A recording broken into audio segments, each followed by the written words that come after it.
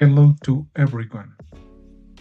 Now we are going to develop task 6 of English 7, creating a collaborative video podcast. I am going to present to my classmates Adriana Maria, Arieta, Daniel Fernando Duque, and Deiva Lorena Ruiz, and Solani Carlosama, and my name is Cristian Camilo Cero. Okay, we are going to develop next question.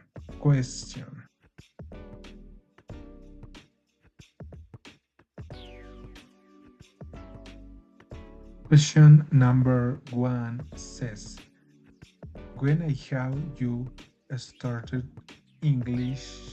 started learning English? I started learning English when I was a child at the school, where I discovered that English was a wonderful subject. Later, during secondary school, my interest in the language grew even stronger, helping me to develop my skills more effectively. Over time, I realized that English was not only an academic requirement, but also a powerful tool for communication and personal growth.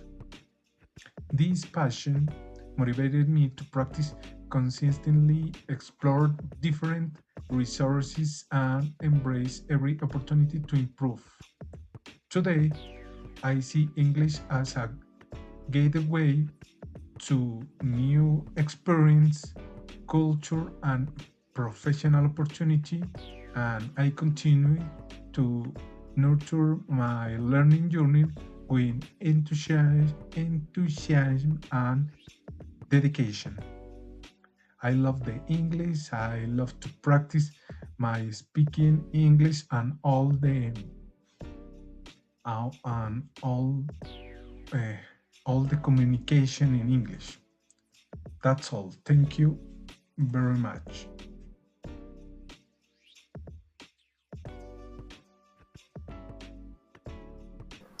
Now let me talk about the key challenge I faced while learning English and exactly how I overcame each one. Challenge 1, understanding grammar rules. The first major challenge for me was understanding grammar rules. I remember being confused by verb tense, especially when to use present perfect versus past simple. Prepositions like in, on, at also drive me crazy because they don't always translate directly from my native language. How I overcame, I stopped trying to memorize every rule from a textbox. Instead of, I started practicing regularly with a small focus exercise. Every day I wrote just three sentences using one grammar rule. For example, one only the present perfect tense. Then I checked my sentence using language apps like Busu on Grammarly. I remember Grammarly was especially helpful for me because it explained why my sentences were wrong. Over time, the patterns became natural and I stopped overthinking every word. Challenge 2, building vocabulary.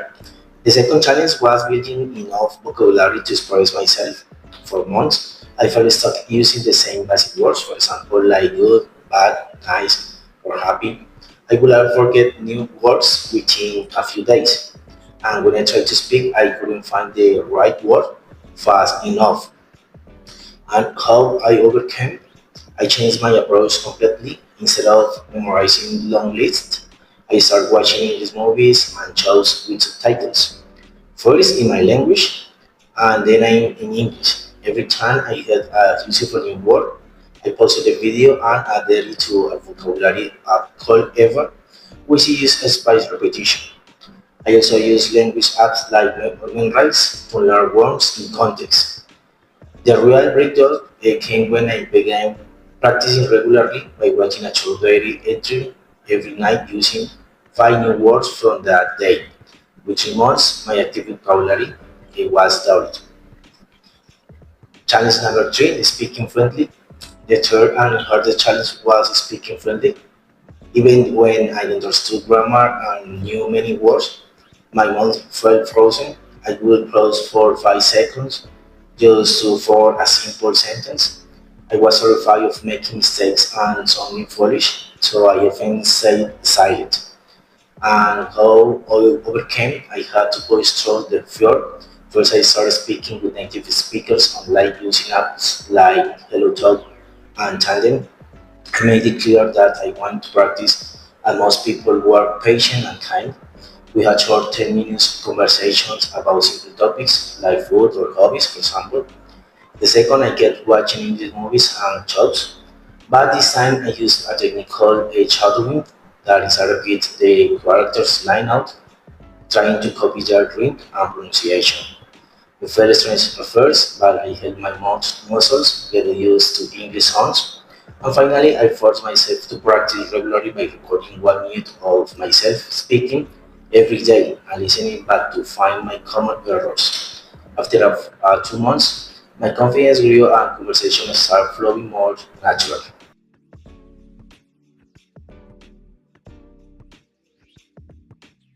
Hello everyone, my name is Eva Ruiz, a student at the National Open Understand University. Today I will answer the question: what effective strategies have helped you improve? It is the important to start by asking ourselves, what do you need to improve? After working to question, we can then look for strategies to do so. For example, one of the areas I need to improve in my English is pronunciation. I'd like to consider several strategies. The first is writing short stories. This helps increase my vocabulary and help me learn new words. The second is having short conversation. If I can speak and respond in the language, I will eventually be able to understand other people when they speak. The third is watching short videos. When I videos, I use subtitles because some topics are not relevant to me. The videos are not categories B level. I simply watch them, read the subtitles, and try to understand them. Finally, I try to myself in the mirror.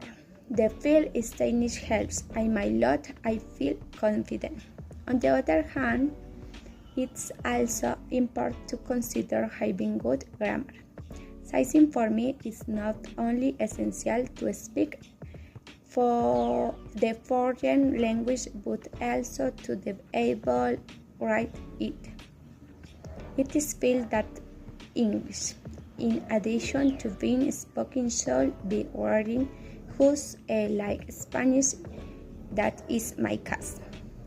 To achieve this, I like also incorporate some strategies. First, I create 3D stories with short conversation and the use of imaging and at-least identifiable grammar structures. After writing the story phrase by phrase, I try to change the characters and place using vocabulary I already have. Second, we are learning a new words. Waiting from a video or text. I write it down, I repeat in the short written sentence. For example, cardboard. I write a sentence and repeat it several times. The cardboard is red, the cardboard is diamond, the cardboard belongs to my friend. With one word, I can create many sentences and use different grammatical structures. Include requires content practice. Observe which skills you need to improve and work on the everyday without stopping.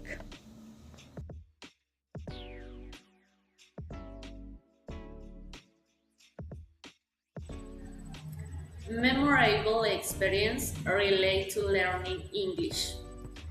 Today I want to share a short story that changed my life as a student.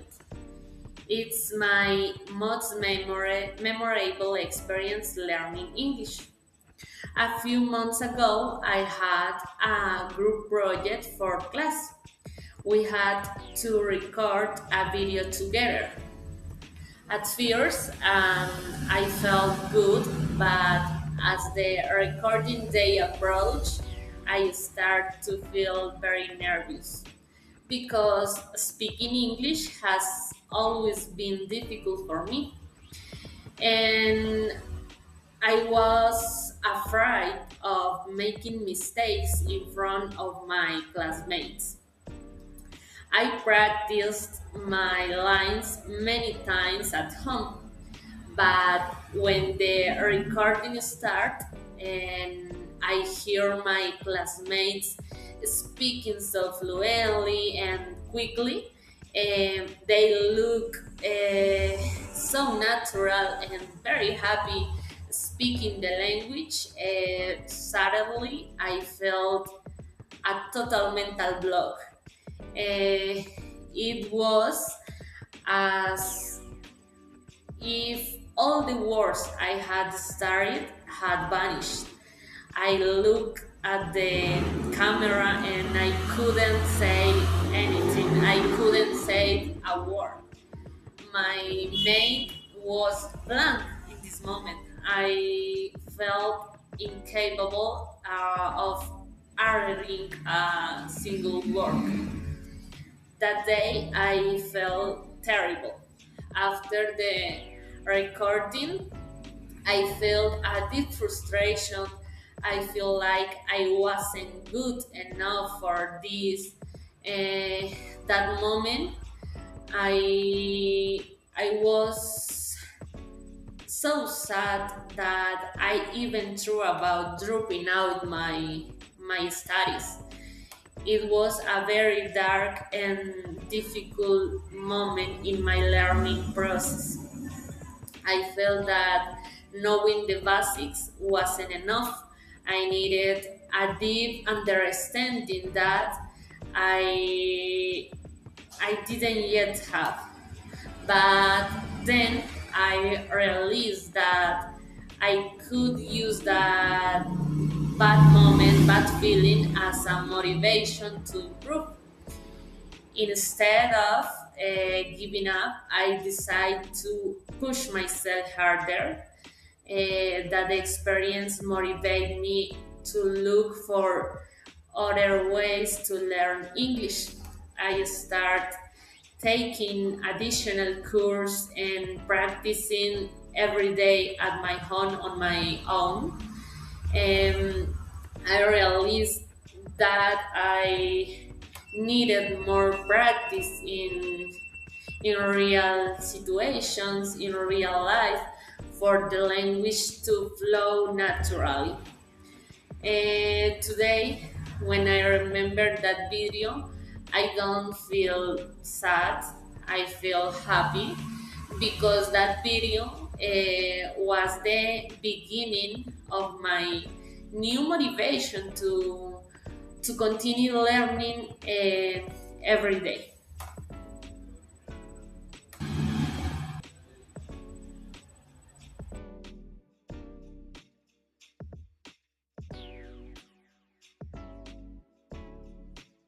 Right now, my English level is B2, that's upper intermediate, and my goal is to reach C1, which is advanced English. I will explain what B2 English level really means for me today, why I want C1, and how I plan to get there.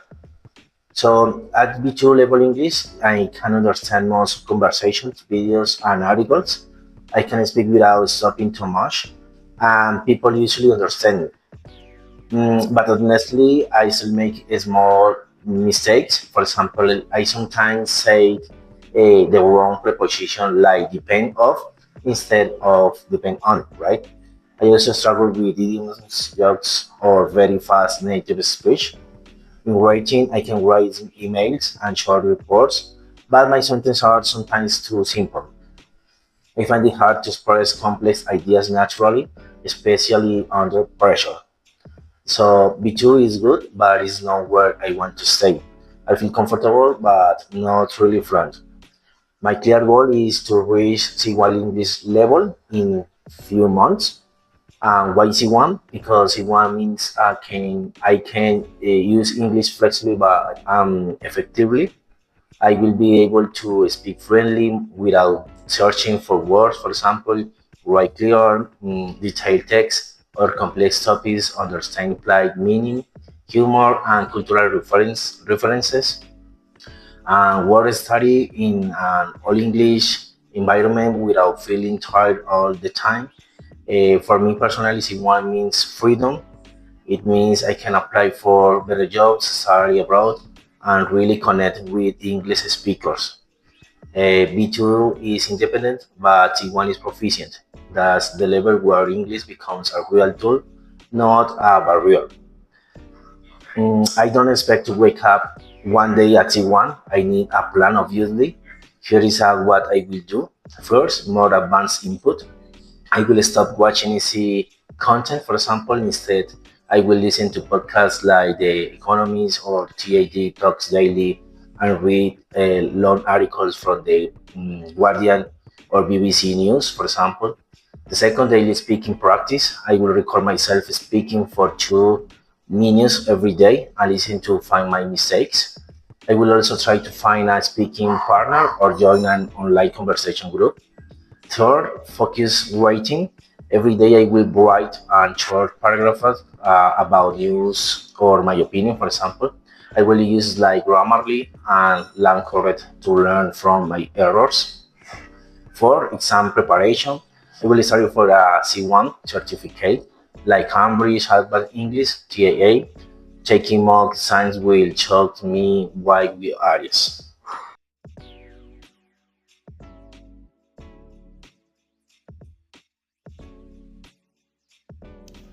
Finally, passage of all the question and answer, we can conclude that I will learning English at different ages, like my classmate Christian and childhood, other in adolescence, at still others in adulthood. But this has not stopped us from studying it every day. Barriers are something that each human being experiences of their individual learning process. While a true learning style is very different from an adult's, it is important to highlight that both learning by adapting different methodologies. Purpose grammar is easier for some, while children are more trained to speaking and continuous interactions. Even so, both learning the foreign language on the other hand, there are challenges that each person encounters in their daily life.